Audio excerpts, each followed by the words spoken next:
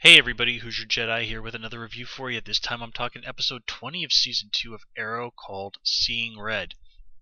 Unfortunately, I'm really pressed for time this weekend, so I'm going to have to make this review a little bit on the short side.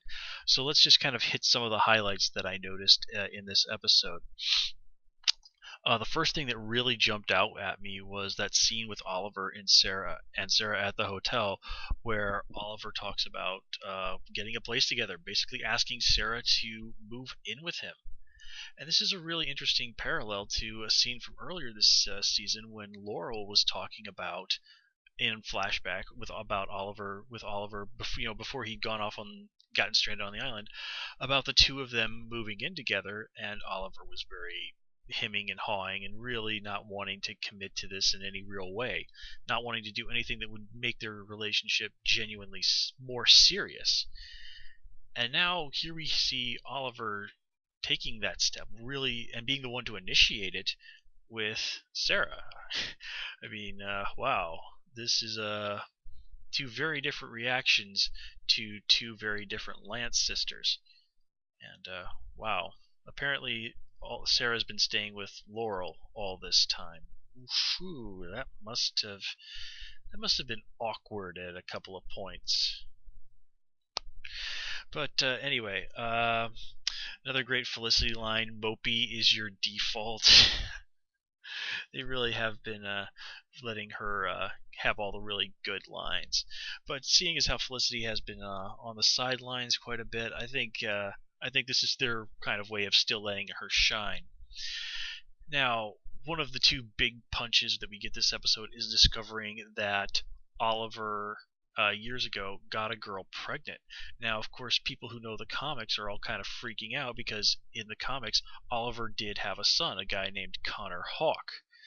And seeing as how this was before he got stranded on the island, at this point the kid would be about 6, maybe 7 years old enough for them to cast an actual child actor to portray the role.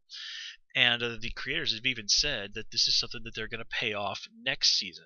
Now, I don't really think we're going to see Connor this season, see the child this season. One interesting idea that somebody floated was, and I believe it was Charlie over at the Emergency Awesome YouTube channel, and if you haven't seen him, you should go check him out. He's really, really very good. I enjoy his videos a lot. He actually floated the idea that if it was a girl, that Slade might take the kid and raise it as his own, and this could be our way of getting Rose Wilson, aka Ravager, or the second Ravager, I should say. In this reality of Arrow, Isabel Rochev is going to be almost certainly the first Ravager. But anyway, I don't know about that, but I certainly think it would be a very interesting idea. But I kind of had the feeling that they're going to go the Connor Hawke route on this one, and that would be great. But one thing that really concerns me is the girl that's playing the mother of Oliver's kid. Oh, she's a Caucasian lady. In the comics, she was actually a lady of mixed race. She was half black and half Asian. So Connor himself, being a mix of Caucasian, Asian, and black, he had sort of darker skin and blonde hair. Now, let's not worry about the whole genetics of that sort of thing, because, well, when you start mixing folks of different races, and from folks I have laid eyes on personally, you can sometimes get very interesting results. So let's not focus on that. But as I was saying, I'm really kind of disappointed that they couldn't have found an actress of Afro-Asian background, because I think that would have really well, let's face it, this is not a show that is where diversity is really a strong point is on Arrow. It's not. It's not Sleepy Hollow, sadly. So I thought, that would have been a really great thing for the show to have done. Now, I'm sure that if they bring this the kid in and the mom in next season, that we're going to be looking at a situation similar to what we got with Katie Lotz being brought in as the new Sarah. They picked an actress who was good for the moment, then they'll pick someone else who really fits being on the show in a more long-term fashion later on. And this is sometimes just a necessity of TV. So I think that's really all I have to say about that. But I do like how they are really, in a way, sort of building up these generations of heroes. You've got Oliver and Sarah. You've got Roy upcoming. Probably Sin is going to go down the heroic route at some point. And then you have later on, literally, a next generation of heroes. And just stop and think about what actually discovering that he has a child would do for Oliver. What would it do for Thea? And just finding out about this. Well, that's basically one more secret that Moira is going to have that went to the grave with her, along with the fact that Malcolm Merlyn is still alive. And with that lead in, I guess we should talk about this episode's second big gut punch, which is, of course, Slade killing Moira. And of course, this all has to happen just as the Queens are finally getting to a point where maybe, just maybe, they can start putting their family back together. And it's no real surprise that Slade reenacted what happened with Sarah and Shadow on the island. Because remember, Slade has had many opportunities, many chances he could have had to just flat out kill Oliver if that's what he wanted. But no, Slade's here, as he has said, to make Oliver suffer. To make Oliver so broken that he just wants to die. That he will basically welcome it when Slade jams that arrow in his eye. And doing this, well, boy, I mean, just look at Oliver. He just lays on the ground and just, oh man, points to Stephen Amell. I mean, whoa, that was harsh. And just the way Thea was reacting, I mean, she can't even speak. She's so torn up about it, and she has to deal with the fact that basically knowing that the last words that she ever spoke to her mother were really just not kind at all. That, well, okay, you kind of get where I'm going. But this is one of the things that makes the show great. And one of the actually great things about certain kinds of storytelling, particularly in comic books, I think Joss Whedon one time put it that what you want to do is you want to give your characters what it is they want, but give it to them in the worst possible way. And just the whole, you know, I'm angry at the person I love, and then they go off and they get killed, and I have to live with the fact that the last thing I said to them was something that was cruel, or we died on bad terms. And that's something that's always a really great source of angst for characters, regardless of the genre. So, but one thing I did like is also that Slade, he showed some real respect for Moira. He even said to her, "It's a pity you didn't pass that courage on to your son." And it's a sign of his respect in Slade's twisted fashion that rather than blowing Moira's head off with a gun, he whips out his sword and stabs her. Now, granted, this also means she didn't die instantly, so kind of a cruel mercy there at best. But on the other hand, open casket funeral. And of course, we also see that Oliver finds out this episode that Slade is indeed been hallucinating, and we get to see Roy's own version of a hallucination, which unsurprisingly is Thea. But what I think is interesting is that when Oliver is hallucinating, for the most part, he's also been hallucinating Shadow. But for the most part, she's actually been relatively supportive. Not always, if I remember correctly, but still. But it's also interesting that he's also hallucinated Slade and Tommy.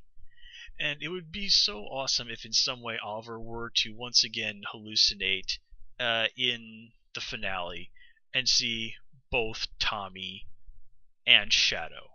Particularly Tommy, but I'm always up for them finding some way to bring Tommy back onto the show. And given Thea's recent discovery about him being her half-brother, it really wouldn't surprise me if they didn't do that in some way, shape, or form in Season 3, to kind of give us a little bit more insight into the relationship between those two.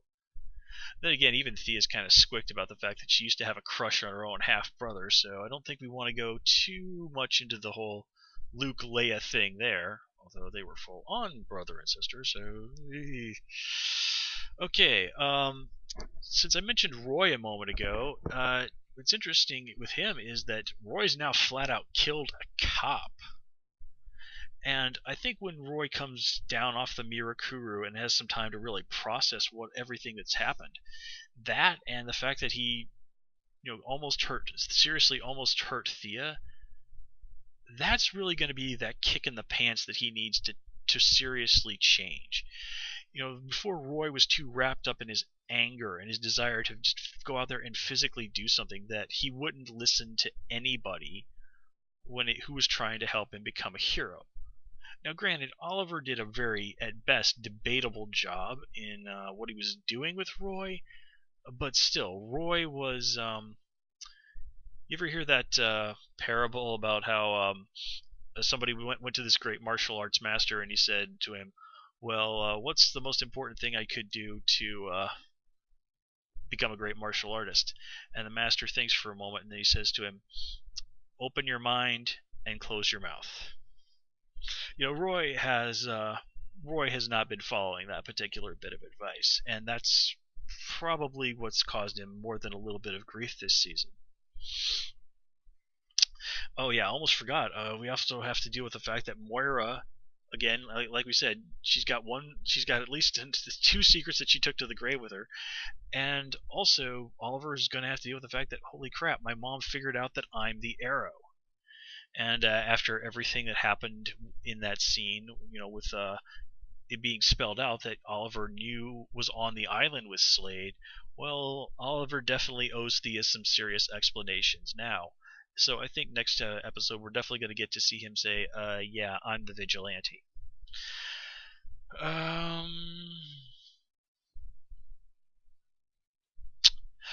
Oh yeah, of course we can't.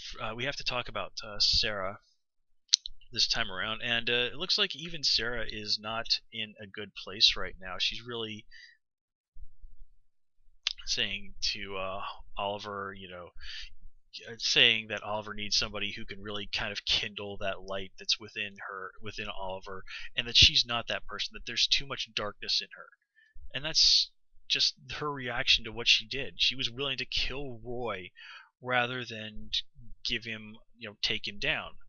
Which, given that they used League of Assassins Pit Viper Venom to do that, it's not understandable that you think, I'm too far gone. And I really like that line where she says that she had looked into the eyes of the devil and gave up her soul.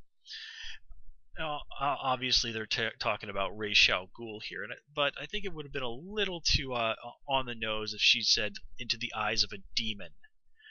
But this does raise the possibility that Sarah is actually going off to possibly go back to the League of Assassins, maybe to bargain rejoining them for the League's help in taking down Slade and Brother Blood. And considering that there's now an army of guys juiced up on Mirakuru out there, then yeah. And then, geez, imagine that. Season 3, Oliver has to somehow get Sarah away from the League of Assassins again, or even just before the season's finale, maybe basically seeing an army of these Mirakuru juiced dudes versus an army of guys from the League of Assassins. I mean, possibilities, man, possibilities. Crazy, crazy stuff. Anyway, guys, that's all I have time for this time around. As always, you can follow me on Twitter at HoosierJedi, and until next time, take care and have a good one.